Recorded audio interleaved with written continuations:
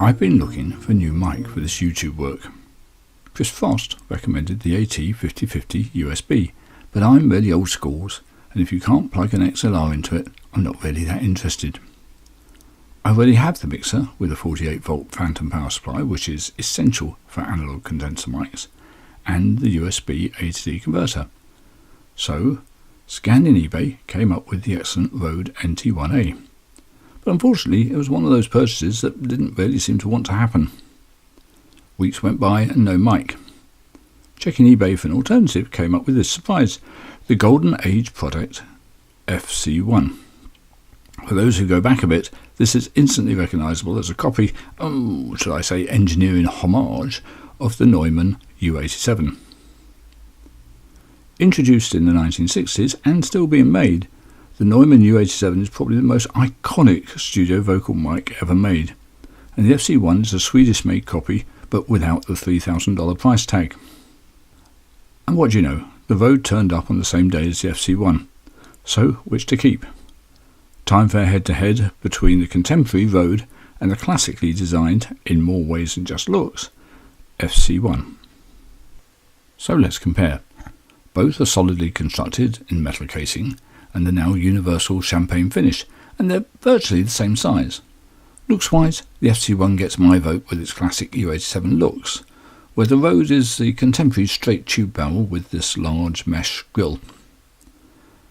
At 500 grams, the FC1 is 70% heavier than the Rode, which is partially explained by its heavier casing, but there's another reason under the hood, which I will look at in a second.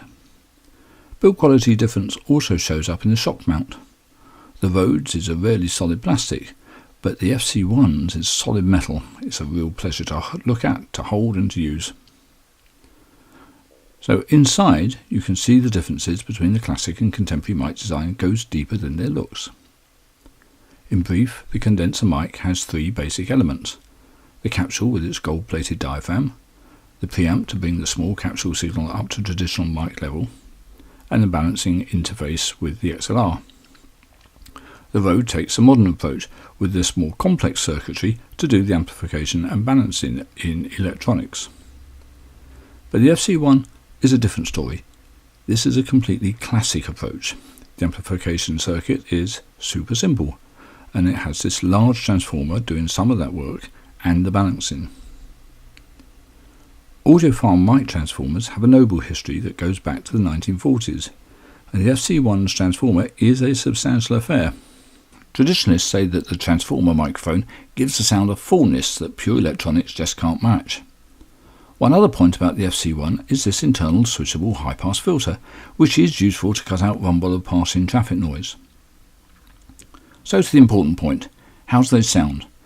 Well, I'm only comparing these on voice for YouTube and blogging, and not checking them as instrumental mics. Both are very quiet, both have an ideal working distance of 8 to 10 inches, and respond to the proximity effect in a similar way, although the FC1 does seem a tad more sensitive to distance. This is the Golden Age FC1 Mark II, at a working distance of 10 inches. It's quiet and neutral for voice. This, like the excellent Rode NT1a, is a great mic for all varieties of blogging. Let's try the classic. In a world where laughter was king.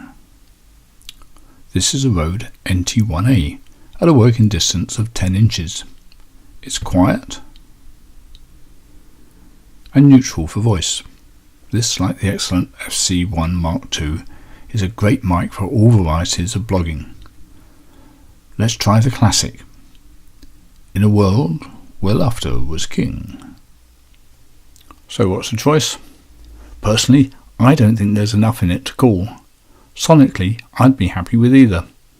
So what was my choice in the end? Well, I have a slight preference for the transparency of the FC1, but it's simply the look and feel for this U87 lookalike that does it for me. So just one small modification to make it perfect? Let's see if that makes any difference. In a world where laughter was king. Yep, I think that just about did it.